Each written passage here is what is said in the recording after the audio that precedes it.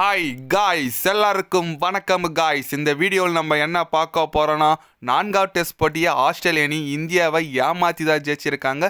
இது நான் வன்மையாக கண்டிக்கிறேன். அது மட்டும் இல்லாமல் இந்த மாதிரி ஏமாத்தினா எத்தனை போட்டி வேணால் ஜெயிக்கலாம் அப்படின்னு சொல்லிட்டு ஆஸ்திரேலியா எதிரான 4வது டெஸ்ட் போட்டி இந்தியா தோல்வி குறித்து பல கருத்துக்கள் பேசியிருக்காரு.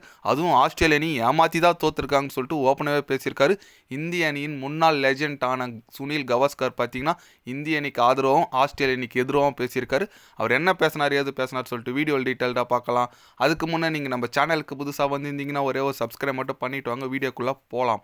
ஆமாங்க, இந்திய அணி தோற்றவனே சுனில் கவாஸ்கர் என்ன சொன்னாருன்னு கேட்டிங்கன்னா, ஆஸ்திரேலிய அணி ஏமாற்றி தான் ஜெயிச்சிருக்காங்க. ஜெய்ஸ்வால் அது அவுட்டே கிடையாது, அது கொஞ்சம் கூட ஒரு எஜ்ஜே படலை, ஆனால் அது அவுட்டுன்னு கொடுத்துருக்காங்க. ஏன்னா ஜெய்ஸ்வால் அந்த கட்டத்தில் மெயின் விக்கெட்டாக இருந்தார், ஏமாற்றி தான் அந்த விக்கெட்டு கொடுத்தாங்க.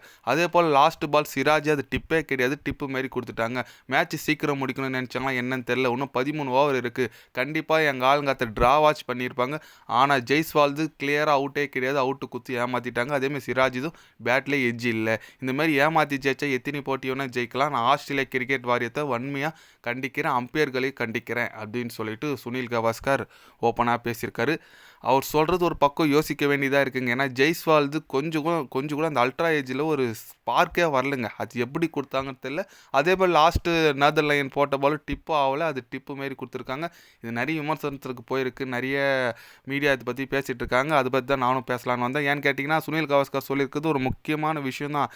இருந்தாலும் நமக்கு என்னென்னா, ஏன் அந்த வலுக்கு போகணும்? நம்ம ஒழுங்காடி ஜெயிச்சுருந்தா ஈஸியாக ஜெயிச்சிருக்கலாமே. இது ஒரு காரணமாக சொல்கிறேன்னு சொல்லி எடுத்துப்பாங்க. அது உண்மையாக கூட இருக்கட்டும். ஆனால் தோற்றதுக்கு காரணம் சொல்கிறாங்கன்னு சொல்லிட்டு கண்டிப்பாக பேசுவாங்க.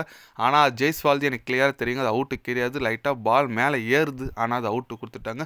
கண்டிப்பாக ஜெய்ஸ்வால் இருந்தால் நம்ம ஜெயிச்சிருப்போன்னு சொல்ல, அட்லீஸ்ட் ட்ரா வாட்ச் பண்ணியிருக்கலாம். பட் இது ரொம்ப ஒரு ஒஸ்டான டிசிஷன் தான். பட் இருக்கட்டுங்க, நம்ம ஒரே ஆளாக ஜஸ்பிரித் பும்ரா மட்டும் போராட்டிகிட்டு இருக்காரு. போலிங் தரப்பில் பார்த்தீங்கன்னா ரொம்ப இது பார்க்க இதுவாக தான் இருக்குது. அதை பற்றிலாம் பேசுங்க சுனில் கவாஸ்கர்.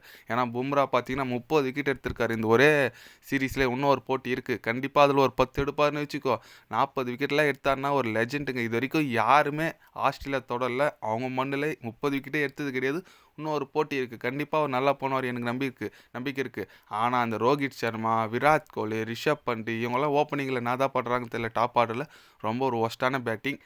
பார்க்கலாம். இந்த ஐசிசி டெஸ்ட் சாம்பியன்ஷிப் ஃபைனல் போகணுன்னு சொல்லிட்டு ஒரு கனவு இருந்துச்சு. அந்த கனவை குழி தோண்டி புதைச்சிட்டிங்க. அதுக்கு மேலே வாய்ப்பு கிடையாது. ஏன்னா சவுத் ஆஃப்ரிக்கா ஒரு அணி தேர்வாயிட்டாங்க.